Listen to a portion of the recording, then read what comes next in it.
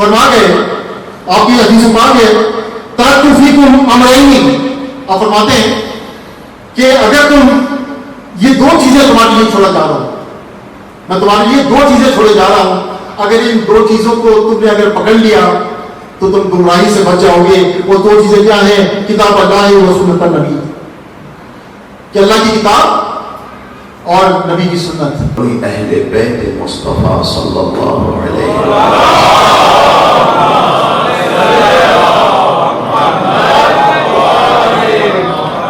اس سلسلے میں ایک ذرا سا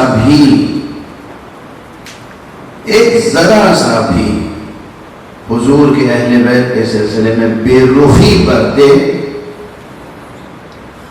تو پھر اسے میری بے رخی برداشت کرنے کے لیے تیار رہنا چاہیے۔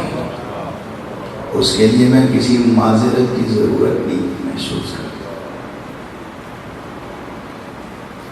میں بھی آتا ہوں فکری مسائل کی طرف، لیکن ایک اہم بحیثیت محدث، بحیثیت حامل حدیث پیغمبر صلی اللہ علیہ وسلم،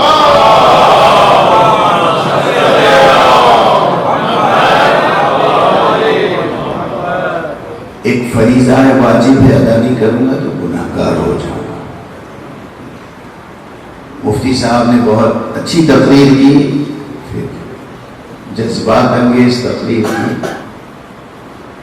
میں نے ان کی تعریف کی، تائید کر رہا ہوں، مگر ایک تسامح ہو گیا ان سے۔ حضور پاک کی وصیت، حضور پاک کی حدیث ثقلین، اس حدیث میں انی تارک فیکم الثقلین کتاب اللہ و سنتی نہیں ہے، کتاب اللہ و اہل بیتی، کتاب اللہ و عطرتی۔ ٹھیک ہے، عطرتی کے اوپر بہت سے لوگوں نے بحث کی ہے کہ اہل سنت والجماعت کے محدثین نے عطرتی والی عبارت صحیح سند سے نہیں پہنچی، حالانکہ ہے لیکن ڈسکس ڈیبیٹیبل بنا دیا۔ لیکن اہل بیتی تو ہے، اہل بیتی صحیح السند ہے، اور مسلم، صحیح مسلم میں حدیث نمبر 2408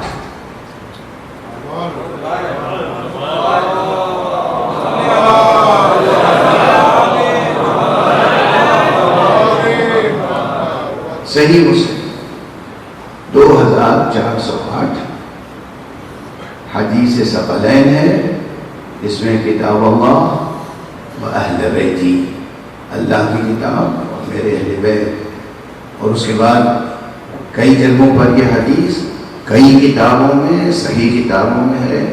تمام محدث، امام احمد بن حنبل، امام نسائی، امام ترمذی اور امام جلال الدین سیوطی، اور کتنوں نے اسے نقل کیا۔ حدیث ثقلین، کتاب اللہ و اہل بیتی، کتاب اللہ و عطرتی، اور کئی 3 مرتبہ آپ نے کہا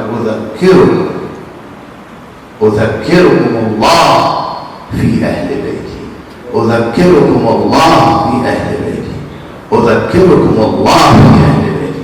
دیکھو ہم اللہ کو واسطہ قرار دے کے کہہ رہے ہیں میرے اہل بیت کا خیال رکھنا، دیکھو اللہ کو گواہ کر کے کہہ رہے ہیں میرے اہل بیت کا خیال رکھنا، دیکھو اللہ کو گواہ کر کے کہہ رہے ہیں تم ہمارے اہل بیت کا خیال رکھنا۔ اور امت نے یہ خیال رکھا کہ وصیت کا متن چینج کر دیا،